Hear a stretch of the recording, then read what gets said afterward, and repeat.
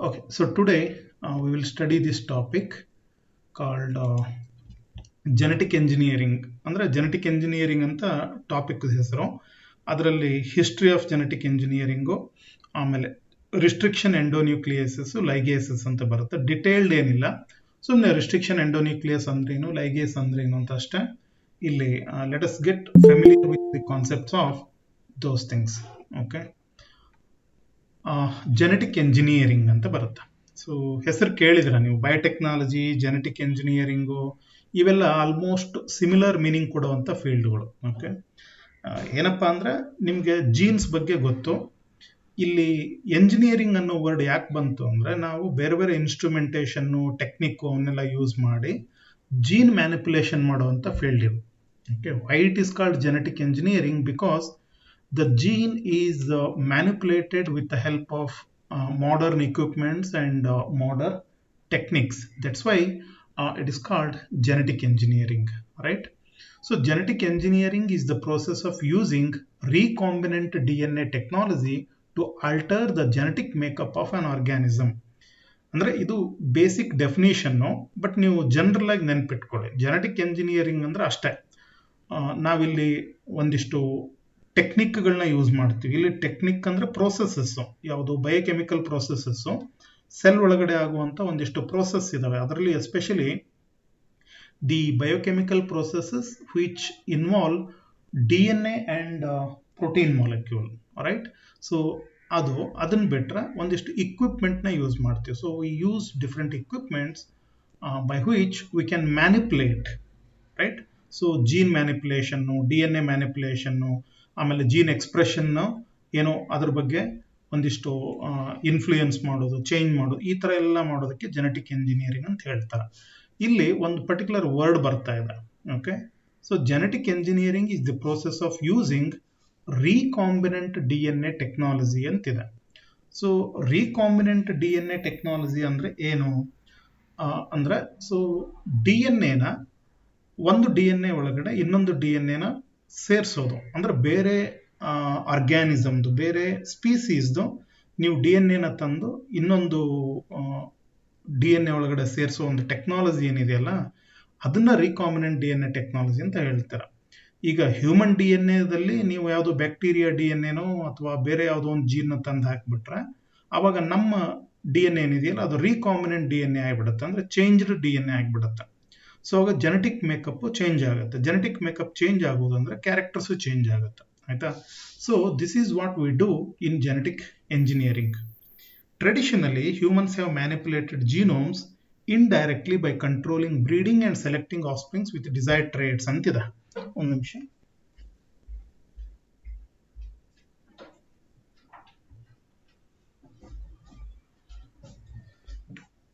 So nowadays with the technology, ಈಗ ನಾವೇನು ಮಾಡ್ತಿದ್ದೀವಿ ಅಂದರೆ ಜೀನ್ ಲೆವೆಲ್ನಲ್ಲಿ ನಮ್ಗೆ ಬೇಕಾಗಿರೋ ಕ್ಯಾರೆಕ್ಟರ್ ಒಂದು ಆರ್ಗ್ಯಾನಿಸಮ್ನಲ್ಲಿ ಬರೋದಕ್ಕೆ ಜೀನ್ಸ್ ಇವನ್ನೆಲ್ಲ ಯೂಸ್ ಮಾಡ್ತಾ ಇದೀವಿ. ಆದರೆ ನಾವು ಹ್ಯೂಮನ್ಸ್ ಏನಿದೀವಲ್ವಾ, we are doing it from thousands of years, you believe it or not. So genetics ಆಮೇಲೆ DNA ಕ್ರೋಮೋಸೋಮ್ ಬಗ್ಗೆ ಕಂಡುಹಿಡಿಯೋದಕ್ಕಿಂತ ಮೊದಲಿಂದಾನು ನಾವು ಹ್ಯೂಮನ್ಸು ಈ ಕೆಲಸ ಮಾಡ್ತಾ ಇದ್ದೀವಿ. ಬಟ್ ಅದ್ರ ಹೆಸರು ಏನಪ್ಪ ಅಂದ್ರೆ ಸೆಲೆಕ್ಟಿವ್ ಬ್ರೀಡಿಂಗ್ ಅಂತ ಹೇಳಿ. ಇಲ್ಲೊಂದು ಎಕ್ಸಾಂಪಲ್ ಕೊಡ್ತೀನಿ. ಸೆಲೆಕ್ಟಿವ್ ಬ್ರೀಡಿಂಗ್ ಅಂದ್ರೆ ನೇಚರ್ನಲ್ಲಿ ಯಾವುದೋ ಒಂದು ವೈಲ್ಡ್ ವೆರೈಟಿ ಇರುತ್ತೆ, ಆಯ್ತಾ? ಆ ವೈಲ್ಡ್ ವೆರೈಟಿ ಕ್ಯಾರೆಕ್ಟರು ನಮ್ಗೆ ಬೇಕಾಗಲ್ಲ. So we want some other character, some improved character. So ನಾವು ಅವಾಗ ಅದನ್ನ ಸೆಲೆಕ್ಟ್ ಮಾಡ್ತಾ ಹೋಗ್ತೀವಿ, ನಮ್ಗೆ ಬೇಕಾಗಿರೋ ಕ್ಯಾರೆಕ್ಟರ್ ಮಾತ್ರ. So we are doing it with our domesticated animals.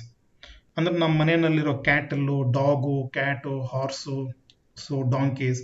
So we are doing selective breeding. ಈಗ ಫಾರ್ ಎಕ್ಸಾಂಪಲ್ಲು ನೀವು ಡಾಗ್ದ ಎಕ್ಸಾಂಪಲ್ ತಗೊಂಡ್ರೆ, ಮೊದಲು ನೇಚರ್ನಲ್ಲಿದ್ದಂಥ ವೈಲ್ಡ್ ಡಾಗ್ ಬೇರೆ, ಓಕೆ? ಸೊ ಅದನ್ನು ನಾವು ಯಾವಾಗಲೂ ಹಿಮಯುಗದಲ್ಲಿ ಯಾವುದೋ ಒಂದು ಟೈಮ್ನಲ್ಲಿ ನಾಯಿನ ಹ್ಯೂಮನ್ನು ಮನೆ ಕರ್ಕೊಂಬಂದು ಸಾಕೋದಕ್ಕೆ ಶುರು ಮಾಡ್ದ. ಸೊ ಅವಾಗ ತನಗೆ ಬೇಕಾಗಿರೋ ಕ್ಯಾರೆಕ್ಟರ್ದು ಮಾತ್ರ ಆಫ್ ಸ್ಪ್ರಿಂಗ್ನ ಸೆಲೆಕ್ಟ್ ಮಾಡ್ತಾ ಮಾಡ್ತಾ ಈಗೇನು ಡಾಗುಗಳಿದಾವಲ್ಲ, ಈ ಥರ ಡಾಗುಗಳು ಡೆವಲಪ್ ಆಯಿತು. ಸೊ ಈಗ ವೈಲ್ಡ್ ಡಾಗು ಕ್ಯಾರೆಕ್ಟರ್ ಬೇರೆ, ನಮ್ಮ ಮನೆಯಲ್ಲಿರೋ ಡಾಗ್ ಕ್ಯಾರೆಕ್ಟರ್ ಬೇರೆ, ಆದ್ರೆ basically they are same, the came from the same origin. So ಇದನ್ನು ನಾವು ಸೆಲೆಕ್ಟಿವ್ ಬ್ರೀಡಿಂಗ್ ಅಂತ ಹೇಳ್ತೀವಿ. ಸೊ ಈಗ ನಮ್ಮ ಮನೆಯಲ್ಲಿ ಸಾಕಿರೋ ನಾಯಿ ನಮಗೆ ಬೇಕಾಗಿರೋ ಕ್ಯಾರೆಕ್ಟರ್ ಥರ ಇರುತ್ತೆ, ಆ ಥರ ಬಿಹೇವ್ ಮಾಡುತ್ತೆ. ಇದನ್ನೇ ನಾವು ಕ್ಯಾಟಲ್ನಲ್ಲೂ ಮಾಡಿದ್ದೀವಿ. ಓಕೆ, ಸೊ ಕ್ಯಾಟಲ್ನಲ್ಲಿ ನಮಗೆ ಇಲ್ಲ ಇದು ಮಿಲ್ಕ್ ಪ್ರೊಡಕ್ಷನ್ ಜಾಸ್ತಿ ಬೇಕು. ಸೊ ನೇಚರ್ನಲ್ಲಿ ಮಿಲ್ಕ್ ಪ್ರೊಡಕ್ಷನ್ ಕಡಿಮೆ ಇರೋದು ಇರುತ್ತೆ, ಜಾಸ್ತಿ ಇರೋದು ಇರುತ್ತೆ. ನಾವು ಮಾತ್ರ ಮಿಲ್ಕ್ ಪ್ರೊಡಕ್ಷನ್ ಜಾಸ್ತಿ ಇರೋದನ್ನ ಮಾತ್ರ ಸೆಲೆಕ್ಟ್ ಮಾಡಿ ಅದೇ ಸರ್ವೈವ್ ಆಗುವಂಗೆ ಮಾಡಿದ್ದೀವಿ. ಇದನ್ನ ನಾವು ಸೆಲೆಕ್ಟಿವ್ ಬ್ರೀಡಿಂಗ್ ಅಂತ ಹೇಳ್ತೀವಿ. ಪ್ಲಾಂಟ್ನಲ್ಲಂತೂ ಮ್ಯಾಕ್ಸಿಮಮ್ ಬ್ರೀಡಿಂಗ್ ಎಕ್ಸ್ಪೆರಿಮೆಂಟ್ ಅಂತ ನೀವು ಬಾಟ್ನಿನಲ್ಲಿ ಸ್ಟಡಿ ಮಾಡ್ತಿರಲ್ಲ, ಅದು ಏನು ಹೇಳ್ತಾ ಇದ್ದೆ, ಸೆಲೆಕ್ಟಿವ್ ಬ್ರೀಡಿಂಗ್ ಬಗ್ಗೆ ಹೇಳ್ತಾ ಇದ್ದೆ. ಆಯ್ತಾ, ನಾವು ಸೆಲೆಕ್ಟಿವ್ ಬ್ರೀಡಿಂಗ್ ಹೆಂಗ್ ಮಾಡಿದೀವಿ ಅಂದ್ರೆ ಇಲ್ಲೊಂದು ಎಕ್ಸಾಂಪಲ್ ತೋರಿಸ್ತೀನಿ ನಾನು. Okay, so I will show you some example which is really interesting, right. So ಬಹಳ ಇಂಟ್ರೆಸ್ಟಿಂಗ್ ಎಕ್ಸಾಂಪಲ್ಲು ಇದು. ಇಲ್ಲಿ ಪಿಕ್ಚರು, ಓಕೆ, ಫೈನ್, ಕಾಣ್ತಿದೆಯಲ್ವ ನಿಮ್ಗೆ ಮೇಜ್? ಹಾ, ಲೆಫ್ಟ್ ಇದೆಯಲ್ವಾ, ಅದರ ಹೆಸರು ಟಿಯೋಸಿಂಟೆ ಅಂತ ಹೇಳಿ.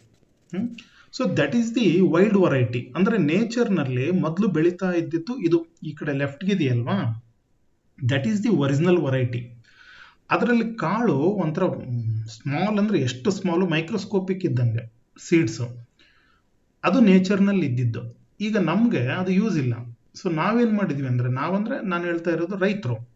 ಸೊ ಅಗ್ರಿಕಲ್ಚರ್ನಲ್ಲಿ ಅದನ್ನ ಹೆಂಗೆ ಸೆಲೆಕ್ಟ್ ಮಾಡ್ತಾ ಹೋದ್ವಿ ಅಂದ್ರೆ, ಈಗ ಒಂದು ಜನರೇಷನ್ ನಲ್ಲಿ 100 ಪ್ಲಾಂಟ್ ಬಂತು ಅಂತ ಅನ್ಕೊಳ್ಳಿ. ಅದರಲ್ಲಿ ಒಂದು ಪ್ಲಾಂಟ್ ನಲ್ಲಿ ಸ್ವಲ್ಪ ದೊಡ್ಡ ಕಾಳು ಬಿಟ್ಟಿರುತ್ತೆ, ಅದನ್ನ ಮಾತ್ರ ಸೆಲೆಕ್ಟ್ ಮಾಡಿ ಅದ್ರ ಸೀಡ್ನ ಮತ್ತೆ ನೆಕ್ಸ್ಟ್ ಜನರೇಷನ್ಗೆ ಯೂಸ್ ಮಾಡೋದು. ಸೊ ಅವಾಗ ಮತ್ತೆ 100 ಪ್ಲಾಂಟ್ ಬರುತ್ತೆ. ಅದರಲ್ಲಿ ಎಲ್ಲದ್ರದ್ದು ಸ್ವಲ್ಪ ಸೈಜ್ ದೊಡ್ಡದಿರುತ್ತೆ, ಅದ್ರಲ್ಲಿ ಮತ್ತೆ ಒಂದರಲ್ಲಿ ಸ್ವಲ್ಪ ಜಾಸ್ತಿನೇ ಇರುತ್ತೆ, ಅದನ್ನ ಸೆಲೆಕ್ಟ್ ಮಾಡೋದು. ಹಿಂಗೆ ಥೌಸಂಡ್ಸ್ ಆಫ್ ಇಯರ್ಸ್ ನಾವು ಸೆಲೆಕ್ಟ್ ಮಾಡ್ತಾ ಮಾಡ್ತಾ ಈಗ ಏನಾಗಿದೆ, ಈ ತರ ಈ ರೈಟ್ ಸೈಡ್ ಇದೆಯಲ್ಲ ಮೇಜು, ಇಂಥದ್ದು ಪ್ರೊಡ್ಯೂಸ್ ಆಗ್ತಾ ಇರೋದು. ಬಟ್ ನಿಜವಾಗ್ಲೂ ವೈಲ್ಡ್ ನಲ್ಲಿ ಇರೋ ಪ್ಲಾಂಟ್ ನಲ್ಲಿ ಈ ತರ ಸೀಡ್ಸ್ ಬಿಡೋದೇ ಇಲ್ಲ ಅದು. ಸೊ ನೀವು ಸ್ವಲ್ಪ ಅದನ್ನ ಓದ್ಕೊಳ್ಳಿ, ಹಿಸ್ಟ್ರಿ ಬಹಳ ಇಂಟ್ರೆಸ್ಟಿಂಗ್ ಇದೆ. ಈಗ ನಾವು ಯೂಸ್ ಮಾಡೋ ಟೊಮೆಟೊ ಇಷ್ಟು ದೊಡ್ಡದಿದೆಯಲ್ವಾ, wild tomato is very small, wild chilli is very small, right. So like this. And one more example, ನಾನು ಜೆನೆಟಿಕ್ ಎಂಜಿನಿಯರಿಂಗ್ ಹೇಳ್ತಾ ಇಲ್ಲ, ಈ ಸೆಲೆಕ್ಟಿವ್ ಬ್ರೀಡಿಂಗ್ ನಲ್ಲಿ ನಾವು ಆಲ್ರೆಡಿ ಆರ್ಗ್ಯಾನಿಸಮ್ ನ ಚೇಂಜ್ ಮಾಡಿದೀವಿ ಅನ್ನೋದಕ್ಕೊಂದು example. So this is one very interesting example. ಇಲ್ಲಿ ಸೆಂಟರ್ ಇದೆಯಲ್ವಾ, ನಿಮ್ಗೆ ಕಾಣ್ತಿದೆ ಅನ್ಕೋತೀನಿ, ಎ ಅಂತ ಮಾರ್ಕ್ ಆಗಿದೆಯಲ್ವಾ, ಅದ್ರ ಹೆಸರೇನು ಗೊತ್ತಾ, ಬ್ರಾಸಿಕಾ ಒಲೆರೇಸಿಯಾ ಅಂತ ಹೇಳಿ. ಇದು ವೈಲ್ಡ್. ಓಕೆ, ಸೆಂಟರ್ಗೆ ಏನಿದೆಯಲ್ವಾ, ಇದು Brassica oleracea. This is the wild variety. Okay, ಇದು ಮೂಲ. ಇದನ್ನ ನಾವು ಸೆಲೆಕ್ಟಿವ್ ಬ್ರೀಡ್ ಮಾಡಿ, ಇಲ್ಲಿ ಬಿ ಅಂತಿದೆಯಲ್ವಾ, ಬಿಗೆ ಬ್ರೊಕ್ಕೋಲಿ ಅಂತಾರೆ, ನಿಮ್ಗೆ ಗೊತ್ತಿರ್ಬೋದು. Okay, this is broccoli. ನೀವು ಬಹಳಷ್ಟು ಐಟಮ್ನ ಇದ್ರಲ್ಲಿ ರೆಡಿ ಮಾಡ್ತೀರಾ. So broccoli. ಆಮೇಲೆ ಸಿ ಏನಿದೆಯಲ್ವಾ, ಇದು cabbage. Okay, so this is cabbage. And D, right, D I don't know what is that, ಅದ್ರ ಹೆಸರೇನೋ ಕೊಟ್ಟಿದ್ದಾನೆ ಇಲ್ಲಿ, KALE. ಅದೇನು ಕೇಲೋ ಕಾಲೇನೋ ನಮ್ಗೆ ಗೊತ್ತಿಲ್ಲ, ಇದು. ಓಕೆ, ಆಮೇಲೆ ಇಲ್ಲಿ ಇನ್ನೊಂದು ಯಾವುದೋ ಸ್ಪ್ರೌಟ್ಸ್ ಅಂತ. Okay, they call it as Brussels sprouts ಅಂತ. ಓಕೆ, ಸೊ ನಮಗೆ ಬ್ರೊಕೋಲಿ ಗೊತ್ತು, ಕ್ಯಾಬೇಜ್ ಗೊತ್ತು, ಇದೊಂದು ಲೀಫು, ಆಮೇಲೆ ಇದೊಂದು ಬ್ರಸೆಲ್ ಸ್ಪ್ರೌಟ್ಸ್. ಇದಕ್ಕೇನಂತಾರೆ ಹೇಳಿ, ಎಫ್ ಏನಿದು, ಸುವರ್ಣಗಡ್ಡೆ ಅಂತಾರೆ, ಗೊತ್ತಲ್ವಾ? ಸುವರ್ಣಗಡ್ಡೆ ಅಲ್ಲ, ಇದೇನಿದು ಕನ್ನಡದಲ್ಲಿ? ಹಾ, ಗೆಡ್ಡೆಕೋಸು ಅಲ್ವಾ? ಓಕೆ, ಸುವರ್ಣಗಡ್ಡೆ ಬೇರೆ ಇರುತ್ತೆ, ಇದು ಕೋಲ್ರಾಬಿ. ಸೊ ಗೆಡ್ಡೆಕೋಸು. You believe it or not. Okay, so cabbage, broccoli, ಗೆಡ್ಡೆಕೋಸು ಇವೆಲ್ಲ ಮೂಲ ಇದೆ. This is the plant from where we have modified it, right.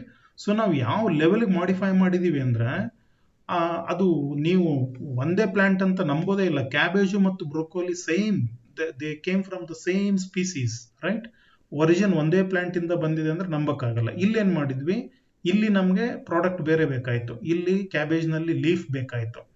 ಇಲ್ಲಿ ನೋಡಿ, ಅದೇ ನೀವು ಗೆಡ್ಡೆಕೋಸ್ನಲ್ಲಿ ನಿಮ್ಗೆ ಲೀಫ್ ಬೇಕಾಗಿಲ್ಲ, ನಿಮಗೆ ಅದ್ರದ್ದು ಟ್ಯೂಬರ್ ಇದೆಯಲ್ಲ, ಟ್ಯೂಬರ್ ಬೇಕಾಯ್ತು. ಸೊ ಇದು ಸೆಲೆಕ್ಟಿವ್ ನಾನು ಹೇಳ್ತಿರೋದು.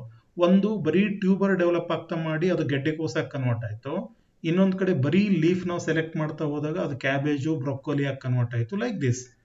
So this is how it has happened. ನಾವು ಏನು ತರಕಾರಿ ತಗೊಂಡ್ಬರ್ತೀವಲ್ವಾ ಮಾರ್ಕೆಟ್ ಇಂದ, ಪ್ರತಿ ತರಕಾರಿದು ಇದೇ ಸ್ಟೋರಿ, ರೈಟ್. ಸೊ ನಿಮ್ಗೆ ಗೊತ್ತಿದ್ದೋ ಗೊತ್ತಿಲ್ದೇನೋ ನಾವು ಯೂಸ್ ಮಾಡೋ ಬಹಳಷ್ಟು ತರಕಾರಿ ಐಟಮ್ದು ಮೂಲ ಒಂದೇ ಪ್ಲಾಂಟ್ ಇರುತ್ತೆ. So from the same plant we are having so many different vegetables, right? ಈಗ ಒಂದು ಎಕ್ಸಾಂಪಲ್ ಹೇಳೋದಾದ್ರೆ ಹಸಿ ಮೆಣಸಿನಕಾಯಿ ಮತ್ತು ದಪ್ಪ ಮೆಣಸಿನಕಾಯಿ ಇದೆಯಲ್ವಾ, ಅವೆರಡು ಬೇರೆ ಬೇರೆ ಅಲ್ವೇ ಅಲ್ಲ. They are from the same origin, right? So ನಾವೇನ್ ಮಾಡಿದ್ವಿ, ಒಂದು ಲೈನು ನಮ್ಗೆ ಅದು ಬೇಕಾಯ್ತು. ಅಂದ್ರೆ ಈಗ ಹಸಿ ಮೆಣಸಿನಕಾಯಿ, ಒಣ ಮೆಣಸಿನಕಾಯಿ ಇವೆಲ್ಲ ಬೇರೆ ಬೇರೆ ಬರುತ್ತಲ್ವ, ಒಣದು ಹಸಿದು ಅದು ಬೇರೆ. ಬಟ್ ಹಸಿ ಮತ್ತು ದಪ್ಪ ಮೆಣಸಿನಕಾಯಿ ಇದೆಯಲ್ವಾ, they are same, right? So I am just giving you the example. I hope you understood. ಇದನ್ನ ನಾವು ಸೆಲೆಕ್ಟಿವ್ ಬ್ರೀಡಿಂಗ್ ಅಂತ ಹೇಳ್ತೇವೆ. ನಾವು ಇದೇ ಕೆಲಸನ ಎನಿಮಲ್ನಲ್ಲೂ ಮಾಡಿದ್ದೀವಿ. ಈಗ ಎನಿಮಲ್ನಲ್ಲಿ ಕ್ಯಾಟಲ್ ಎಷ್ಟೊಂದು ವೆರೈಟಿ ಇದಾವೆ, ಆದರೆ ಎಲ್ಲ ಕ್ಯಾಟಲ್ಗೂ ಮೂಲ ಒಂದು ವೈಲ್ಡ್ ವೆರೈಟಿ ಇತ್ತು. ಆಮೇಲೆ ಡಾಗ್ ಅಂತೂ ನೀವು ನೋಡಿದ್ರೆ ಡಾಗ್ನಲ್ಲಿ ಎಷ್ಟೊಂದು ಬ್ರೀಡ್ಸ್ ಇದಾವೆ. ಒಂದು ಜರ್ಮನ್ ಶೆಫರ್ಡ್ ಅಂತ ಹೇಳ್ತೀರಾ, ಇನ್ನೊಂದು ಮತ್ತೊಂದು ಏನೇನೋ ವೆರೈಟಿ ಇದಾವೆ. But they all came from the same variety, right? So this is what V are doing from long time. ಇದನ್ನ ನಾವು ಬಹಳ ದಿನನೇ ಮಾಡ್ತಾನೆ ಇದೀವಿ, ಥೌಸಂಡ್ಸ್ ಆಫ್ ಇಯರ್ಸ್. ಬಟ್ ಇದು ಬಹಳ ಸ್ಲೋ. ಇದು this process is very very slow. You have to do it for many generations. ಅಂದ್ರೆ ಈ ವೈಲ್ಡ್ ಏನಿಂದ ಕ್ಯಾಬೇಜ್ ಬರೋದಕ್ಕೆ it took lot of time. So it took hundreds of years, right? So ಈ ಗಡ್ಡೆಕೋಸ್ ಬರೋದಕ್ಕೆ ಹಂಡ್ರೆಡ್ಸ್ ಆಫ್ ಇಯರ್ಸ್ ಬೇಕಾಯ್ತು. ಆದ್ರೆ genetic engineering ನಲ್ಲಿ ನಾವು ಇದನ್ನ ಬಹಳ ಫಾಸ್ಟ್ ಆಗಿ ಮಾಡ್ತೀವಿ, right? So we do it very quickly. We can do it within few years time or within few months time actually. So that is the advantage of genetic engineering, right? ಇದನ್ನ ನಾನು ಎರಡನೇ point ನಲ್ಲಿ ಹಾಕಿದ್ದು. Traditionally humans have manipulated genomes indirectly by controlling breeding and selecting offspring with the desired traits ಅಂತ ಹೇಳಿ. Okay, genetic engineering involves the direct manipulation of one or more genes. Most often a gene from another species is added to an organism's genome to give it a desired phenotype. ನಾವು selective ನಲ್ಲಿ ಇರೋ ಜೀನ್ನ express ಆಗೋ ತರ ಮಾಡಿದ್ರೆ, genetic engineering ನಲ್ಲಿ advantage ಏನಪ್ಪಾ ಅಂದ್ರೆ, ಬೇರೆ ಆರ್ಗ್ಯಾನಿಸಮ್ ನಲ್ಲಿರೋ ಜೀನ್ನ ತಗೊಂಡ್ಬಂದು ನಮ್ಗೆ ಬೇಕಾಗಿರೋ ಯಾವುದೋ ಒಂದು ಪ್ಲಾಂಟ್ ಅಥವಾ ಅನಿಮಲ್ದು ಜೀನ್ ಒಳಗಡೆ ಸೇರಿಸ್ಬಿಡ್ತೀವಿ. So we are introducing the gene of our interest in the target organisms DNA. So that is what we do in the genetic engineering. So genetic engineering the history ಅಂದ್ರೆ ಏನೇನು development ಆಯಿತು, ಯಾವ್ಯಾವ development ಇಂದ genetic engineering field improve ಆಯಿತು ಅನ್ನೋದಕ್ಕೆ ಒಂದಿಷ್ಟು mile stone development ಮಾತ್ರ ನಾನು ಇಲ್ಲಿ ಹಾಕ್ತೇನೆ. There is a big list, you remember, but here I am mentioning only the important events that led to the development of genetic engineering. So 1953 ನಲ್ಲಿ DNA ಮಾಲಿಕ್ಯೂಲ್ದು Discovery ಆಯಿತು. ನಿಮಗೆ ಗೊತ್ತು, ವ್ಯಾಟ್ಸನ್ ಅಂಡ್ ಕ್ರಿಕ್ ಅಂತ ಬರ್ತಾರೆ. And you know there is a lady, right? So who actually gave that model? ಅದ್ರ basis ಮೇಲೆ Watson and Crick ಏನ್ ಮಾಡ್ತಾರೆ, ಮಾಡೆಲ್ ಕ್ರಿಯೇಟ್ ಮಾಡ್ತಾರೆ, DNA ಮಾಲಿಕ್ಯೂಲ್. ಸೊ 1953 ನಲ್ಲಿ DNA ಮಾಲಿಕ್ಯೂಲ್ದು ಡಬಲ್ ಹೆಲಿಕ್ಸ್ ಮಾಡೆಲ್ ನ ಕೊಟ್ಟಿದ್ದು ಒಂದು ಇಂಪಾರ್ಟೆಂಟ್ ಇವೆಂಟ್ ಅದು. So that is one of the important development in the genetic engineering or genetics field. So 1962 ನಲ್ಲಿ ಒಂದು ಟೆಕ್ನಿಕ್ ಡೆವಲಪ್ ಆಗುತ್ತೆ, ದ ಗ್ರೀನ್ ಫ್ಲೋರಸೆಂಟ್ ಪ್ರೋಟೀನ್ ಅಂತ ಹೇಳ್ತೇವೆ. ಇದು 1953 ನಲ್ಲಿ ಬಾರ್ಬರಾ ಮ್ಯಾಕ್ಲಿಂಟಾಕು ಆಮೇಲೆ ವ್ಯಾಟ್ಸನ್ ಕ್ರಿಕ್ಕು ಅವರೆಲ್ಲ ಸೇರಿ DNA ಮಾಲಿಕ್ಯೂಲ್ ಹೇಳಿದ್ಮೇಲೆ ಮಧ್ಯ ಬಹಳಷ್ಟು ಡೆವಲಪ್ಮೆಂಟ್ ಆಗಿದಾವೆ. ಬಟ್ 1962 ಇದೇನು GFP ಅಂತ ಹೇಳ್ತೀವಲ್ಲ, ಗ್ರೀನ್ ಫ್ಲೋರಸೆಂಟ್ ಪ್ರೋಟೀನು, ಇದು ಈ ಜೀನು ಆಮೇಲೆ DNA ಮಾಲಿಕ್ಯೂಲು ಡಿವೈಡ್ ಆಗುವಾಗ ಯಾವ ಥರ ಒಂದು ಕಡೆಯಿಂದ ಮತ್ತೊಂದು ಕಡೆಗೆ ಹೋಗುತ್ತೆ, ಈ ಥರ ಮಾಲಿಕ್ಯುಲರ್ ಲೆವೆಲ್ನಲ್ಲಿ DNA ಮಾಲಿಕ್ಯೂಲ್ನ ಟ್ರೇಸ್ ಮಾಡೋದಕ್ಕೆ ಈ ಟೆಕ್ನಿಕ್ ಯೂಸ್ ಆಯಿತು. ನಾವು ಇದನ್ನು ಗ್ರೀನ್ ಫ್ಲೋರಸೆಂಟ್ ಪ್ರೋಟೀನ್ ಅಂತ ಹೇಳ್ತೇವೆ. ನಾವು ಒಂದು ಕ್ಲಾಸ್ನಲ್ಲಿ DNA ರೆಪ್ಲಿಕೇಶನ್ ಅಂತ ಸ್ಟಡಿ ಮಾಡಿದ್ವಿ. ಸೊ DNA ರೆಪ್ಲಿಕೇಶನ್ ಆಗುವಾಗ ಒಂದು ಮಾಲಿಕ್ಯೂಲು ಡಿವೈಡ್ ಆಗಿ ಎರಡು ಸ್ಟ್ರ್ಯಾಂಡ್ ಸಪ್ರೇಟ್ ಆಗ್ತವೆ, ಅರ್ಧ DNA ಹೊಸ ಮಾಲಿಕ್ಯೂಲ್ ಹೋಗುತ್ತೆ ಅನ್ನೋದನ್ನು ಕಂಡುಹಿಡಿದಿದ್ದೆ ಈ ಟೆಕ್ನಿಕ್ನ ಯೂಸ್ ಮಾಡಿ. ಗ್ರೀನ್ ಫ್ಲೋರಸೆಂಟ್ ಪ್ರೋಟೀನ್ ಅಂತ ಹೇಳ್ತೀವಿ. ಅಂದ್ರೆ ಇದು DNA ಮಾಲಿಕ್ಯೂಲ್ನ ಮೈಕ್ರೋಸ್ಕೋಪ್ ಕೆಳಗಡೆ ಸ್ಟಡಿ ಮಾಡೋದಕ್ಕೆ ಹೆಲ್ಪ್ ಮಾಡುತ್ತೆ. ಇದು ಫ್ಲೋರಸೆಂಟ್ ಅಂದ್ರೆ ಮೈಕ್ರೋಸ್ಕೋಪ್ನಲ್ಲಿ ಕಲರ್ ಕಾಣುತ್ತೆ, ಅದೊಂದು ಟೆಕ್ನಿಕ್ಕು. ನೀವು ಡಿಟೇಲ್ಸ್ ಏನು ಬೇಡ, ಬರೀ ಹೆಸರು ನೆನ್ಪಿಟ್ಕೊಳ್ಳಿ. Green fluorescent protein is a technique which helped a lot to study the behaviour of genetic material. ಅಂದ್ರೆ ಜೀನ್ ಯಾವ ಥರ ಎಕ್ಸ್ಪ್ರೆಸ್ ಆಗುತ್ತೆ, ರೆಪ್ಲಿಕೇಶನ್ ಆಗುವಾಗ DNA ಯಾವ ಥರ ಮೂವ್ ಆಗುತ್ತೆ, ಎಲ್ಲ ಕಂಡುಹಿಡಿಯೋದಕ್ಕೆ ಹೆಲ್ಪ್ ಆಯಿತು. 1967 ನಲ್ಲಿ DNA ಲೈಗೇಸ್ ಅನ್ನೋ ಎನ್ಸೈಮ್ನ ಡಿಸ್ಕವರಿ ಆಯಿತು. So DNA ligase is one of the important enzyme which is used in recombinant DNA technology. ಅದರ ಬಗ್ಗೆ ನೆಕ್ಸ್ಟ್ ಸ್ಲೈಡ್ ನಲ್ಲಿ ಬರುತ್ತೆ. 1968 ನಲ್ಲಿ ಇಂಪಾರ್ಟೆಂಟ್ ಡಿಸ್ಕವರಿ ಆಗಿದ್ದು ರಿಸ್ಟ್ರಿಕ್ಷನ್ ಎನ್ಸೈಮ್ಸ್ ಅಂತ ಹೇಳಿ. ಸೊ ಬ್ಯಾಕ್ಟೀರಿಯಾದೊಳಗಡೆ ಈ ರಿಸ್ಟ್ರಿಕ್ಷನ್ ಎನ್ಸೈಮ್ಸ್ ಅನ್ನೋದು ಇರುತ್ತೆ. ಅದು ಆ ರಿಸ್ಟ್ರಿಕ್ಷನ್ ಎನ್ಸೈಮ್ಸ್ DNA ನ ಕರೆಕ್ಟ್ ಯಾವುದೋ ಒಂದು ಪಾಯಿಂಟ್ ನಲ್ಲಿ ಕಟ್ ಮಾಡುತ್ತೆ ಅಂತ ಡಿಸ್ಕವರಿ ಮಾಡಿದ್ರು. ಅದು ಒಂದು ಇಂಪಾರ್ಟೆಂಟ್ ಇವೆಂಟ್. ಸೊ ನಾವು ರಿಕಾಂಬಿನೆಂಟ್ DNA ಟೆಕ್ನಾಲಜಿನಲ್ಲಿ ಈ ರಿಸ್ಟ್ರಿಕ್ಷನ್ ಎನ್ಸೈಮು ಆಮೇಲೆ DNA ಲೈಗೇಸ್ ನ ಎಕ್ಸ್ಟೆನ್ಸಿವ್ ಆಗಿ ಯೂಸ್ ಮಾಡ್ತೀವಿ. They are the two enzymes which are extensively used in recombinant DNA technology. Then 1968 ನಲ್ಲಿ ರಿಸ್ಟ್ರಿಕ್ಷನ್ ಎನ್ಸೈಮ್ 2 ಅಂತ ಬರುತ್ತೆ. ಓಕೆ, ಸೊ ಅದರದ್ದು ನೆಕ್ಸ್ಟ್ ಇನ್ನೊಂದು ಫಾರ್ಮ್ ಕಂಡುಹಿಡಿದ್ರು, ಅದು ಈಗ ಎಕ್ಸ್ಟೆನ್ಸಿವ್ ಆಗಿ ಯೂಸ್ ಆಗ್ತಿರೋದು ಅದು. ಸೊ 1968 1971 ನಲ್ಲಿ ಈ ರಿಸ್ಟ್ರಿಕ್ಷನ್ ಎನ್ಸೈಮ್ಸ್ ಬೇರೆ ಬೇರೆ ಕಂಡುಹಿಡಿತಾ ಹೋದ್ರಲ್ವಾ, that is they are the important developments. 1972 ನಲ್ಲಿ ರೀಕಾಂಬಿನೆಂಟ್ DNA ಇಸ್ ಕ್ರಿಯೇಟೆಡ್ ಅಂತ ಹೇಳ್ತೀವಿ. RDNA ಅಂದ್ರೆ ಅದೇ the DNA which is having a foreign gene can be considered as recombinant DNA. So 1972 ನಲ್ಲಿ ಈ ರಿಸ್ಟ್ರಿಕ್ಷನ್ ಎನ್ಸೈಮ್ಸ್ ಲೈಗೇಸ್ ಇವನ್ನೆಲ್ಲ ಯೂಸ್ ಮಾಡಿಕೊಂಡು ಫಸ್ಟ್ ರೀಕಾಂಬಿನೆಂಟ್ DNA ನ ಕ್ರಿಯೇಟ್ ಮಾಡಿದ್ರು. So this is one of the important event in the genetic engineering. 1975 ನಲ್ಲಿ hybridoma technology ಅಂತ ಬಂತು. So hybridoma technology ನೀವು ಇಮ್ಯುನಾಲಜಿನಲ್ಲಿ ಸ್ಟಡಿ ಮಾಡ್ತೀವಿ. ಮೋನೋಕ್ಲೋನಲ್ ಆಂಟಿಬಾಡೀಸ್ ಅಂತ ಬರ್ತವೆ. ಮೋನೋಕ್ಲೋನಲ್ ಆಂಟಿಬಾಡೀಸ್ ಅಂದ್ರೆ ಒಂದು ಯಾವುದೋ ಡಿಸೀಸ್ ಅಗೇನೆಸ್ಟ್ ಸ್ಪೆಸಿಫಿಕ್ ಆಗಿ ಆಂಟಿಬಾಡೀಸ್ನ ನಾವು ಲ್ಯಾಬ್ನಲ್ಲೇ ರೆಡಿ ಮಾಡ್ಬೋದು. ಓಕೆ, ಆ ಟೆಕ್ನಾಲಜಿನ ನಾವು ಹೈಬ್ರಿಡೋಮಾ ಟೆಕ್ನಾಲಜಿ ಅಂತ ಕರಿತೀವಿ. We call it as hybridoma technology. Hybrid ಅಂದ್ರೆ ನಿಮ್ಗೆ ಗೊತ್ತು, ಎರಡು ಬೇರೆ ಬೇರೆ ಅಂದಂಗೆ. ಸೊ ಇಲ್ಲಿ ಒಂದು ಕ್ಯಾನ್ಸರ್ ಸೆಲ್ಲು ಮತ್ತು ಒಂದು ನಾರ್ಮಲ್ ಸೆಲ್ಲು, ಅಂದ್ರೆ ಜೀನ್, ನಮ್ಗೆ ಬೇಕಾಗಿರೋ ಜೀನ್ ಇರುವಂಥ ಒಂದು ನಾರ್ಮಲ್ ಸೆಲ್ಲು ಆಮೇಲೆ ಒಂದು ಕ್ಯಾನ್ಸರ್ ಸೆಲ್ನ ಎರಡನ್ನ ಫ್ಯೂಸ್ ಮಾಡ್ತೀವಿ.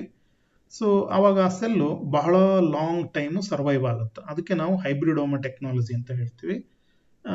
ಇಟ್ ರೆವಲ್ಯೂಷನೈಸಸ್ ಡಯಾಗ್ನೋಸ್ಟಿಕ್ಸ್ ಅಂತಿದೆ. ಇಲ್ಲಿ ಡಯಾಗ್ನೋಸ್ಟಿಕ್ಸ್ ಅನ್ನೋದಕ್ಕಿಂತ treatment, especially in the production of monoclonal antibodies. 1981 ನಲ್ಲಿ ಫಸ್ಟ್ ಟ್ರಾನ್ಸ್ಜೆನಿಕ್ ಎನಿಮಲ್ ಪ್ರೊಡ್ಯೂಸ್ ಆಯಿತು. ಇಲ್ಲಿ ಟ್ರಾನ್ಸ್ಜೆನಿಕ್ ಎನಿಮಲ್ ಫಸ್ಟ್ ರೆಡಿ ಆಗಿದ್ದು ಮೈಸ್ನಲ್ಲಿ. ಇಲಿ ಏನಿದೆಯಲ್ವಾ, ಇಲಿನಲ್ಲಿ ಏನಿಲ್ಲ, ಒಂದು ಫ್ಲೋರಸೆನ್ಸ್ ಎಕ್ಸ್ಪ್ರೆಸ್ ಆಗುವಂಥ ಒಂದು ಜೀನ್ನ ಇಂಟ್ರೊಡ್ಯೂಸ್ ಮಾಡಿದ್ರು ಸೈಂಟಿಸ್ಟ್. ಅದು 1981 ನಲ್ಲಿ. ಸೊ 1982 ನಲ್ಲಿ first genetically engineered human drug synthetic insulin. So ನಾವು ಬಹುಶಃ ನಾನು ರೆಗ್ಯುಲರ್ ಕ್ಲಾಸ್ನಲ್ಲೂ ಇದ್ರ ಬಗ್ಗೆ ಭಾಳಷ್ಟು ಹೇಳಿದ್ದೀನಿ. ಇನ್ಸುಲಿನ್ನು ಡಯಾಬಿಟಿಕ್ ಪೇಷಂಟ್ಸ್ಗೆ ಇಂಜೆಕ್ಟ್ ಮಾಡ್ತಾರೆ. ಸೊ ಡಯಾಬಿಟಿಕ್ ಪೇಷಂಟ್ಗೆ ರೆಗ್ಯುಲರ್ ಆಗಿ ಇನ್ಸುಲಿನ್ ಇಂಜೆಕ್ಷನ್ ಬೇಕಾಗುತ್ತೆ.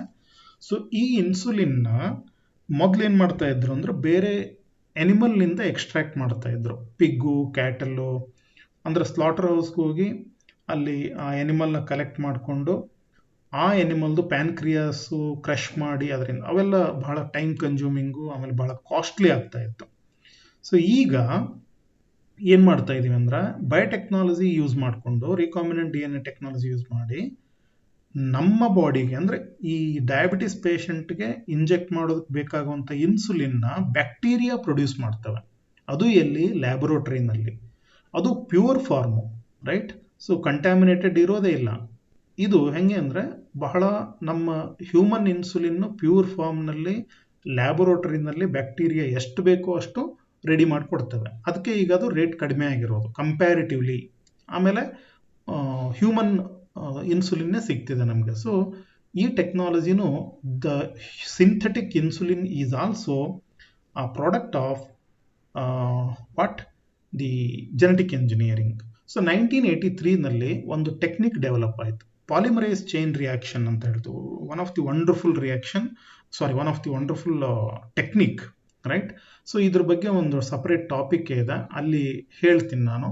ಬಟ್ ಇಲ್ಲಿ PCR ಅಂದ್ರೆ ಏನು ಅಂತ ಸಿಂಪಲ್ ಆಗಿ ಹೇಳ್ಬಿಡ್ತೀನಿ. PCR ಅಂದ್ರೆ ಈಗ ನಮಗೆ ಈ ನೀವು ಮೂವಿನಲ್ಲಿ ಅಲ್ಲಿ ಇಲ್ಲಿ ನೋಡಿರ್ತೀರ, ಕ್ರೈಮ್ ಸೀನ್ ಆದಾಗ ಅಲ್ಲಿ ಕ್ರಿಮಿನಲ್ಗಳದು ಬಾಡಿದು ಯಾವುದೋ ಒಂದು ಸ್ಕಿನ್ ಪಾರ್ಟೋ, ಬ್ಲಡ್ಡೋ ಅಥವಾ ಹೇರೋ, ಸೆಮೆನ್ನೋ, ಸ್ಪರ್ಮೋ ಏನೋ ಒಂದು ಸಿಗುತ್ತೆ ಅಂತ ಅನ್ಕೊಳ್ಳಿ.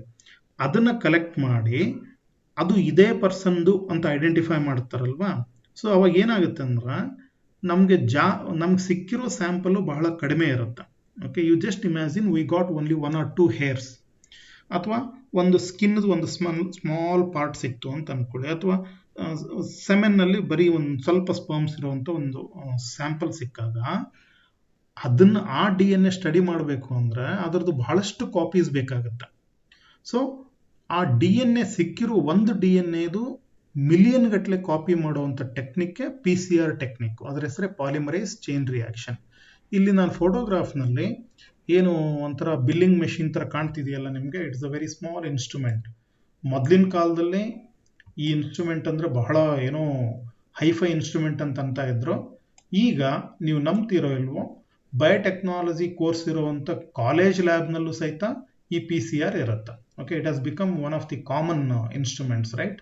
ಮೊದಲು PCR ಅಂದರೆ ನಾವು ನಿಮ್ಮ ಥರ ಸ್ಟೂಡೆಂಟ್ ಇರುವಾಗ PCR ಅಂದರೆ ಅದ್ಯಾವುದೋ ಅಮೇರಿಕಾದಲ್ಲೋ ಜಪಾನ್ನಲ್ಲೋ ಇರೋದು ಅಂತ ಅನ್ಕೋತಾ ಇದ್ವಿ. ಓಕೆ, ನಾವು you go to any ordinary college with biotechnology course, you will find this PCR machine. ಅದು ಹೆಂಗೆ ಅಂದರೆ 10-20 ಹಂಗೆ ಸುಮ್ಮನೆ ಬಿಸಾಡಿರ್ತಾರೆ ಅಷ್ಟು. ಇದರಲ್ಲಿ ನೀವು ಅಂದರೆ ಇದಕ್ಕೆ ಕೆಮಿಕಲ್ಸು, ಪ್ರೊಸೀಜರು ಅವೆಲ್ಲ ಬೇಕಾಗುತ್ತೆ, ಟೆಕ್ನಿಕ್ ಬೇಕಾಗುತ್ತೆ, and you must know all the techniques. So ನಿಮಗೊಂದು ಸಣ್ಣ ಸ್ಯಾಂಪಲ್ DNA ಕೊಟ್ಟರೆ ಆ DNAದು ನೀವು ಥೌಸಂಡ್ಸ್ ಆಫ್ ಕಾಪೀಸ್, ಥೌಸಂಡ್ಸ್ ಯಾಕೆ ಮಿಲಿಯನ್ಸ್ ಆಫ್ ಕಾಪೀಸ್ನ ಪ್ರೊಡ್ಯೂಸ್ ಮಾಡ್ಬೋದು, ಆಮೇಲೆ ಅದನ್ನು ಸ್ಟಡಿ ಮಾಡೋದಕ್ಕೆ ಅಂತ. So this is one of the very important development, ಯಾವುದು PCR ಟೆಕ್ನಿಕ್ಕು. ಆಮೇಲೆ 1996ನಲ್ಲಿ ಈ ಡಾಲಿದು ಕ್ಲೋನಿಂಗ್ ಆಯಿತು, ನಿಮಗೆ ಗೊತ್ತು, ಇದು ರೆವಲ್ಯೂಷನ್ ಇದು. ಸೊ 1996ನಲ್ಲಿ ನಾವೆಲ್ಲ BSc-ನಲ್ಲಿದ್ವಿ. Okay, I was in BSc second year or third year. Okay, so ಅವಾಗ ದೊಡ್ಡ ಸುದ್ದಿ ಇದು ಜಗತ್ತಿನಲ್ಲೇ, ಕ್ಲೋನಿಂಗ್ ಆಯಿತು, ಡಾಲಿ ಕ್ರಿಯೇಟ್ ಆಯಿತು ಅಂತ. ಪಾಪ ನಿಮಗೆ ಗೊತ್ತಿಲ್ಲ, ನೀವೆಲ್ಲಿದ್ರಿ ಅವಾಗ 96ನಲ್ಲಿ?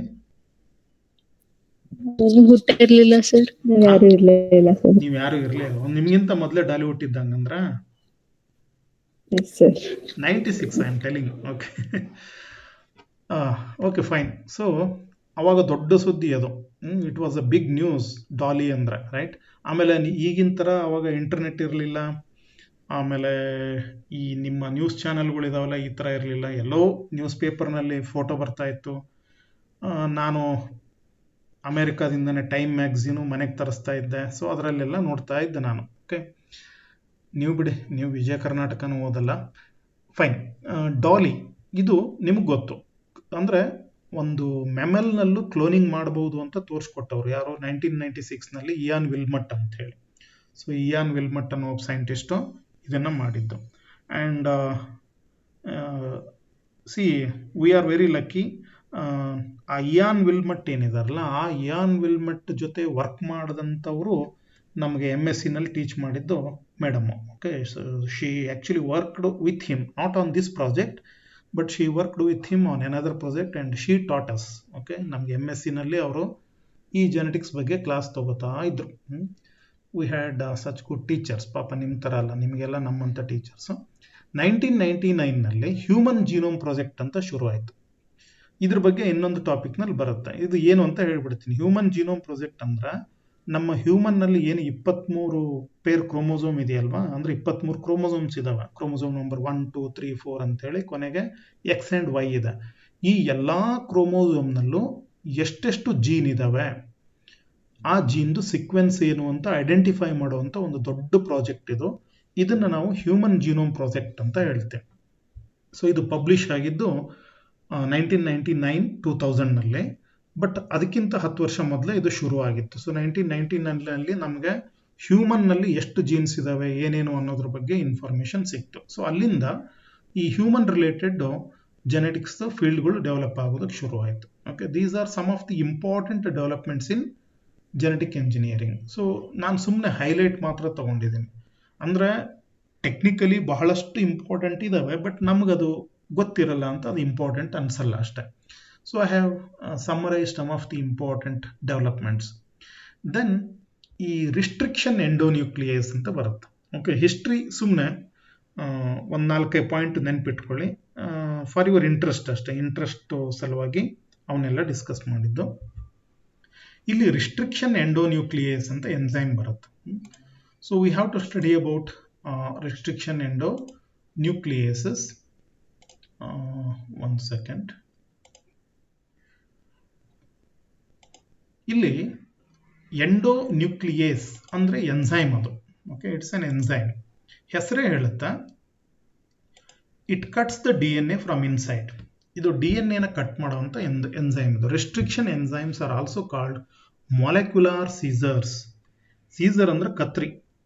ಇದು DNA ನ ಕಟ್ ಮಾಡೋದ್ರಿಂದ ಇದನ್ನ ಮಾಲಿಕ್ಯುಲಾರ್ ಸೀಸರ್ ಅಂತ ಕರೀತಾರೆ. ಒಮ್ಮೊಮ್ಮೆ ಈ 1 ಮಾರ್ಕ್ಗೆ ಅಥವಾ ಕಾಂಪಿಟೇಟಿವ್ ಎಕ್ಸಾಮ್ ನಲ್ಲಿ ಕೇಳ್ತಾ ಇರ್ತಾರೆ, ನೆನ್ಪಿಟ್ಕೊಳ್ಳಿ. Which enzyme is called molecular scissor ಅಂತ ಕರೀತಾರೆ. ಸೊ ಎಂಡೋನ್ಯೂಕ್ಲಿಯೇಸ್ ಅಂತ ಹೇಳ್ಬೇಕಾಗುತ್ತೆ. ಆಮೇಲೆ ಮಾಲಿಕ್ಯುಲರ್ ಗ್ಲೂ ಯಾವುದು ಅಂತ ಕೇಳ್ತಾರೆ, ಅಲ್ಲಿ ಲೈಗೇಸ್ ಎನ್ಸೈಮ್ ಬರುತ್ತೆ. Okay, so restriction enzymes are also called molecular scissors as they cleave DNA at one or near specific recognition sequence. ಇಲ್ಲಿ ಎಂಡೋನ್ಯೂಕ್ಲಿಯಸ್ ಅಂದ್ರೆ DNA ಮಾಲಿಕ್ಯೂಲ್ ನ ಕಟ್ ಮಾಡುವಂತ enzyme.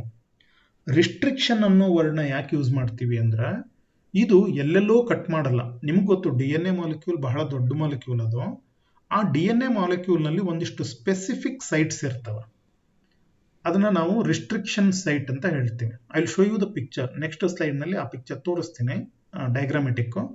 It will cut the DNA only in the specific recognition sequence, right?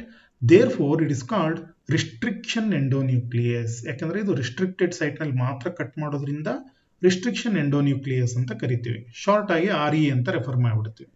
These enzymes make one incision on each of the 2 strands of DNA and are also called restriction endonucleases. Illi,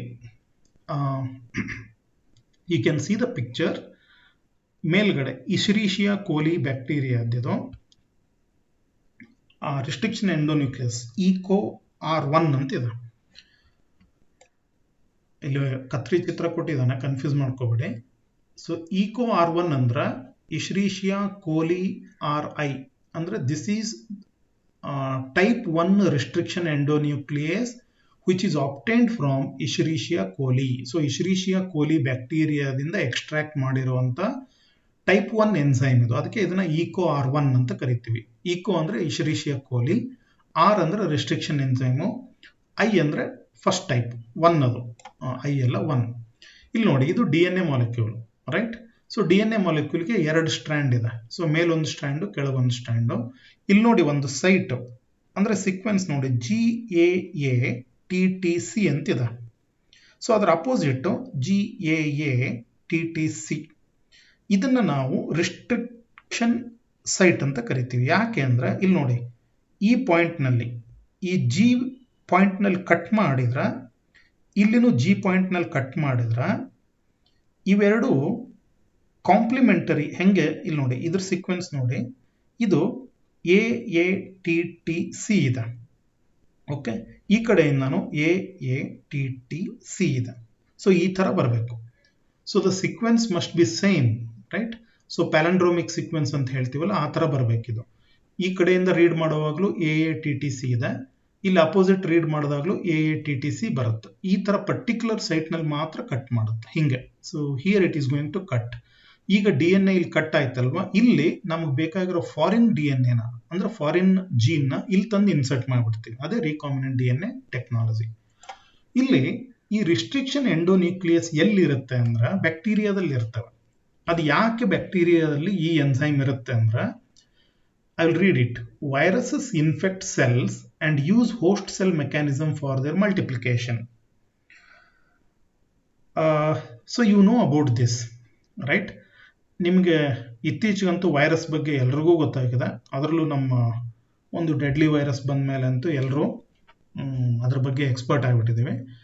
ನೀವು biology student, ಅದರಲ್ಲೂ especially ನೀವು ಬಾಟ್ನಿನೂ study ಮಾಡ್ತೀರಾ, ನಿಮಗೆ ಗೊತ್ತು virus ಬಹಳ simple. ಅದಕ್ಕೊಂದು protein coat ಇರುತ್ತೆ, ಅದರೊಳಗಡೆ ಇಲ್ಲ DNA ಅಥವಾ RNA ಇರುತ್ತೆ. ಇದು ಹೋಸ್ಟ್ ಸೆಲ್ ಒಳಗಡೆ ಹೋದ್ಮೇಲೆ ಮಲ್ಟಿಪ್ಲೈ ಆಗೋದಕ್ಕೆ ಹೋಸ್ಟ್ ಸೆಲ್ನಲ್ಲಿರೋ ಮೆಕ್ಯಾನಿಸಮ್ನ ಯೂಸ್ ಮಾಡ್ಕೊಳ್ಳುತ್ತೆ. ಯಾಕೆಂದ್ರೆ ಇದರಲ್ಲಿ ಏನೂ ಇಲ್ಲ.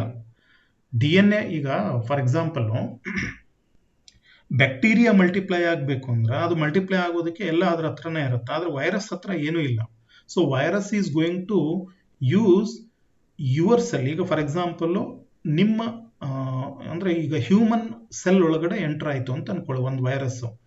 ಆ ವೈರಸ್ ಮಲ್ಟಿಪ್ಲೈ ಆಗೋದಕ್ಕೆ ಆ ಸೆಲ್ನಲ್ಲಿರುವಂಥ ಎನ್ಸೈಮ್ಸು, ಸೆಲ್ನಲ್ಲಿರೋ ನ್ಯೂಕ್ಲಿಯೋಟೈಡ್ಸು, ಸೆಲ್ನಲ್ಲಿರೋ ATP ಅವನ್ನ ಯೂಸ್ ಮಾಡ್ಕೊಳುತ್ತೆ. ಅದಕ್ಕೆ ಅಷ್ಟು ಡೆಡ್ಲಿ ಅದು. ಅದನ್ನೆಲ್ಲ ಯೂಸ್ ಮಾಡಿಕೊಂಡು ಹೋಸ್ಟ್ ಸೆಲ್ನ ಡೆಸ್ಟ್ರಾಯ್ ಮಾಡಿಬಿಡುತ್ತೆ. So virus infect cells and use host cell mechanism for their multiplication. To protect from virus DNA, bacteria produce restriction enzymes which will specifically cleave virus DNA. So ನೇಚರ್ನಲ್ಲಿ ಏನಾಗಿದೆ ಅಂದ್ರೆ ಈ ಬ್ಯಾಕ್ಟೀರಿಯೋಫೇಸ್ ಅಂತ ಒಂದು virus ಬರುತ್ತೆ. ಇದು ಬ್ಯಾಕ್ಟೀರಿಯಾನ ಇನ್ಫೆಕ್ಟ್ ಮಾಡುತ್ತೆ. ಸೊ ಈ ವೈರಸ್ಸಿಂದ ಪ್ರೊಟೆಕ್ಷನ್ ಹೆಂಗೆ ತಗೊಳ್ಳೋದು? ಈಗ ನಮ್ಮ ಬಾಡಿನಲ್ಲಾದರೆ ಇನ್ಫೆಕ್ಷನ್ ಆದರೆ ಅದನ್ನು ಫೈಟ್ ಮಾಡೋದಕ್ಕೆ ಇಮ್ಯೂನ್ ಸಿಸ್ಟಮ್ ಇದೆ. ಬ್ಯಾಕ್ಟೀರಿಯಾದಲ್ಲಿ ಎಲ್ಲಿಂದ ಬರಬೇಕು ಇಮ್ಯೂನ್ ಸಿಸ್ಟಮ್ಮು? ಯಾಕೆಂದರೆ ಬ್ಯಾಕ್ಟೀರಿಯಾ ಇರೋದೇ ಒಂದು ಸೆಲ್. ಅದು bacteria it self is a single cell. ಆ ಬ್ಯಾಕ್ಟೀರಿಯಾಗೆ ವೈರಸ್ ಇನ್ಫೆಕ್ಷನ್ ಮಾಡುತ್ತೆ. ಸೊ ಆ ವೈರಸ್ಸಿಂದ ಇನ್ಫೆಕ್ಷನ್ ಆಗೋದನ್ನ ಪ್ರೊಟೆಕ್ಷನ್ ತಗೊಳ್ಳೋಕ್ಕೆ ಬ್ಯಾಕ್ಟೀರಿಯಾದ ಹತ್ರ ಒಂದು ಟೆಕ್ನಿಕ್ ಇದೆ. ಏನು ಟೆಕ್ನಿಕ್ ಅಂದ್ರೆ ಆ ಬ್ಯಾಕ್ಟೀರಿಯಾ ಈ ಎಂಡೋನ್ಯೂಕ್ಲಿಯಸ್ನ ಪ್ರೊಡ್ಯೂಸ್ ಮಾಡುತ್ತೆ, ರಿಸ್ಟ್ರಿಕ್ಷನ್ ಎಂಡೋನ್ಯೂಕ್ಲಿಯಸ್ನ ಪ್ರೊಡ್ಯೂಸ್ ಮಾಡುತ್ತೆ. ಆ ರಿಸ್ಟ್ರಿಕ್ಷನ್ ಎಂಡೋನ್ಯೂಕ್ಲಿಯಸ್ಸು ವೈರಸ್ DNA ಮಾತ್ರ ಕಟ್ ಮಾಡುತ್ತೆ, ಆದರೆ ಬ್ಯಾಕ್ಟೀರಿಯಾ DNA ಕಟ್ ಮಾಡಲ್ಲ.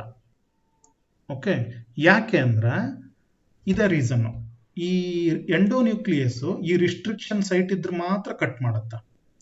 ಈ ರಿಸ್ಟ್ರಿಕ್ಷನ್ ಸೈಟು ವೈರಸ್ DNA ನಲ್ಲಿ ಇರುತ್ತೆ, ಬ್ಯಾಕ್ಟೀರಿಯಾ DNA ನಲ್ಲಿ ಇರಲ್ಲ. ಹಾಗಾಗಿ ಬ್ಯಾಕ್ಟೀರಿಯಾ ಪ್ರೊಡ್ಯೂಸ್ ಮಾಡೋ ಎನ್ಸೈಮು ವೈರಸ್ DNA ಕಟ್ ಮಾಡಿ ಡೆಸ್ಟ್ರಾಯ್ ಮಾಡುತ್ತೆ, ಆದರೆ ಬ್ಯಾಕ್ಟೀರಿಯಾದ ಓನ್ DNAಗೆ ಏನು ಹಾರ್ಮ್ ಮಾಡಲ್ಲ.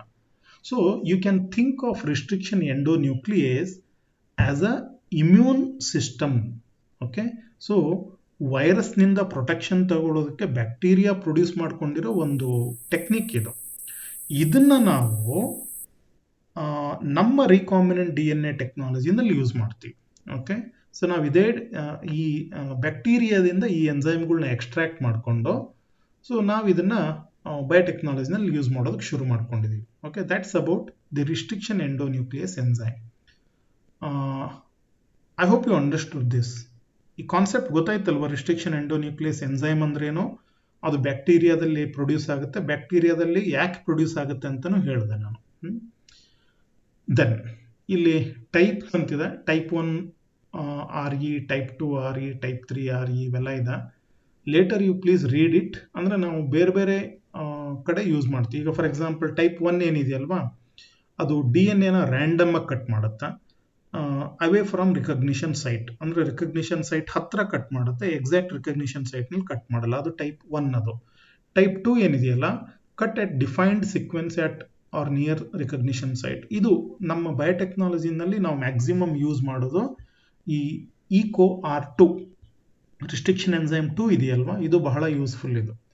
ಆಮೇಲೆ ಎಂಡೋನ್ಯೂಕ್ಲಿಯಸ್ ಎನ್ಸೈಮ್ 3, ಟೈಪ್ 3 ಆ್ಯಂಡ್ ಟೈಪ್ 4 ಏನಿದೆಯಲ್ಲ, ಅದು ಬೇರೆ ಬೇರೆ ಥರ ಬಿಹೇವ್ ಮಾಡುತ್ತೆ.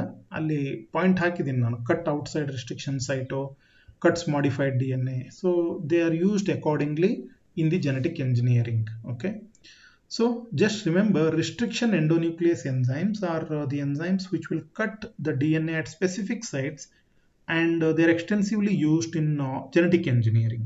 Okay, so with that we can study one more enzyme. simple ಆಗಿ ligase enzyme ಅಂತ ಬರುತ್ತೆ. ಲೈಗೇಷನ್ ಅಂದರೆ ನಿಮಗೆ ಗೊತ್ತು, ಗಂಟು ಹಾಕೋದು. ಇಲ್ಲಿ ಜಾಯ್ನಿಂಗ್ ಅಂತ ಕರಿಬೋದು. So it's like joining, opposite function ಇದೆ. ಎಂಡೋನ್ಯೂಕ್ಲಿಯಸ್ DNA ಬ್ರೇಕ್ ಮಾಡಿದ್ರೆ ಇದು DNA ಮಾಲಿಕ್ಯೂಲ್ನ ಜಾಯಿನ್ ಮಾಡುತ್ತೆ. ನಮ್ಗೆ ಯಾಕೆ ಇದು ಇಂಪಾರ್ಟೆಂಟ್ ಅಂದ್ರೆ, ನಾವು ಹೋಸ್ಟ್ DNA ಎಂಡೋನ್ಯೂಕ್ಲಿಯಸ್ ಎನ್ಸೈಮ್ ಯೂಸ್ ಮಾಡಿ ಬ್ರೇಕ್ ಮಾಡ್ತೀವಿ. ಆಮೇಲೆ ಆ ಬ್ರೇಕ್ ಆಗಿರೋ ಜಾಗದಲ್ಲಿ ಇನ್ನೊಂದು ಯಾವುದೋ ಆರ್ಗ್ಯಾನಿಸಮ್ದು DNA ಅಥವಾ ಜೀನ್ನ ತಗೊಂಬಂದು ಸೇರಿಸ್ತೀವಿ. ಸೊ ಅದನ್ನು ತಂದು ಅಲ್ಲಿ ಪ್ಲೇಸ್ ಮಾಡಿದ ಮೇಲೆ ಅದನ್ನು ಮತ್ತೆ ಜಾಯಿನ್ ಮಾಡಬೇಕಲ್ವ, ಆ ಕೆಲಸ ಯಾವ್ದು ಮಾಡುತ್ತೆ? ligase enzyme ಮಾಡುತ್ತೆ. So ligase enzyme will create the bonds between the neighboring nucleotides ಅಷ್ಟೇ. So ligase enzyme. Ligases are a group of enzymes that catalyze the binding of two molecules. Example is DNA ligase that link two fragments of DNA by forming phosphodiester bond. ನಿಮಗೆ ನೆನಪಿದ್ರೆ ಈ DNA replication study ಮಾಡುವಾಗ ಒಕಾಜಾಕಿ fragment ಅಂತ form ಆಗುತ್ತೆ lagging ಸ್ಟ್ಯಾಂಡ್ನಲ್ಲಿ ಅಂತ ಹೇಳಿದ್ದೆ. ಒಂದು ಒಕಾಜಾಕಿ ಫ್ರಾಗ್ಮೆಂಟು ಮತ್ತೊಂದು ಪಕ್ಕದಲ್ಲಿರೋ ಒಕಾಜಾಕಿ ಫ್ರಾಗ್ಮೆಂಟ್ನ ಕೊನೆಗೆ ಜಾಯಿನ್ ಮಾಡೋದು ಯಾವುದು ಅಂದರೆ ಇದೇ ಲೈಗೇಸ್ ಎನ್ಸೈಮು. ಅಲ್ಲಿ ನ್ಯಾಚುರಲ್ ಆಗಿ ಇರುತ್ತೆ ಲೈಗೇಸ್ ಎನ್ಸೈಮು. ನಾವು ಈ ಲೈಗೇಸ್ ಎನ್ಸೈಮ್ನ ನಮ್ಮ ಜೆನೆಟಿಕ್ ಎಂಜಿನಿಯರಿಂಗ್ನಲ್ಲಿ ರೀಕಾಂಬಿನೆಂಟ್ DNA ಪ್ರೊಡ್ಯೂಸ್ ಮಾಡೋದಕ್ಕೆ ಯೂಸ್ ಮಾಡ್ತೀವಿ. ಅಂದರೆ ಒಂದು DNA ಕಟ್ ಮಾಡಿ ಬೇರೆ ಜೀನ್ನ ತೊಗೊಂಬಂದು ಅಲ್ಲಿ ಸೇರಿಸಿ ಆಮೇಲೆ ಅದನ್ನು ಬೈಂಡ್ ಮಾಡೋದಕ್ಕೆ ಲೈಗೇಸ್ ಎನ್ಸೈಮ್ ಹೆಲ್ಪ್ ಆಗುತ್ತೆ. So that is about the ligase enzyme. Okay, ligase enzyme plays a role in joining Okazaki fragments. I already told you DNA ligase is used in both DNA repair and DNA replication. So ಯಾವಾಗ DNA ಒಂದೊಂದು ಸಾರಿ DNA ಏನಾಗುತ್ತೆ ಅಂದ್ರೆ ಏನೋ for some reason break ಆಗುತ್ತೆ, ಅವಾಗ ಅದನ್ನು repair ಮಾಡೋದಕ್ಕೆ ligase enzyme, ಯಾಕಂದ್ರೆ ಜಾಯಿನ್ ಮಾಡೋದಲ್ವಾ ಇದು ಅದು. In addition DNA ligase has extensive use in molecular biology laboratories for recombinant DNA experiments. ಇದನ್ನೇ ನಾನು ಹೇಳಿದ್ದು, ನೇಚರ್ನಲ್ಲಿ DNA ಲೈಗೇಸ್ ಎನ್ಸೈಮ್ದು ಫಂಕ್ಷನ್ನು ರೆಪ್ಲಿಕೇಶನ್ನಲ್ಲಿ ಇರುತ್ತೆ, ರಿಪೇರ್ನಲ್ಲಿ ಇರುತ್ತೆ. ಆದರೆ ಜೆನೆಟಿಕ್ ಎಂಜಿನಿಯರಿಂಗ್ನಲ್ಲಿ ನಾವು DNA ಲೈಗೇಸ್ ಎನ್ಸೈಮ್ನ ಎಕ್ಸ್ಟೆನ್ಸಿವ್ ಆಗಿ ಯೂಸ್ ಮಾಡ್ತೀವಿ. Okay, that is the use of DNA ligase. That's what I just wanted to discuss in this class. ಅಂದರೆ ಇನ್ನೊಂದು PPT ಇತ್ತು, ಅಲ್ಲಿ ಪ್ಲಾಸ್ಮಿಡ್ನ ಸ್ಟಡಿ ಮಾಡಬೇಕಾಗಿತ್ತು. But no, not necessary because it is almost 40 minutes now. No problem, we just understood 3 things. ಒಂದು genetic engineering history, ಇನ್ನೊಂದು endonuclease enzyme, ಇನ್ನೊಂದು ligase enzyme. So we studied about these 3 enzymes, these 3 topics today. ಸ್ವಲ್ಪ ಫಾಸ್ಟಾಗಿ explain ಮಾಡಿದೆ. I don't know whether it was too fast or okay, I don't know. ಇರಲಿ, problem ಇಲ್ಲ. ಇದರಲ್ಲಿ ಏನಾದರೂ doubt ಇದ್ದರೆ ಕೇಳ್ಬೋದು ನೀವು. So if you have any questions regarding these 3 things. Yes, any doubts you have? ನಿದ್ದೆ ಬಂದ್ಬಿಡ್ತಾ ಹಿಂಗೆ? ಇಲ್ಲ ಸರ್.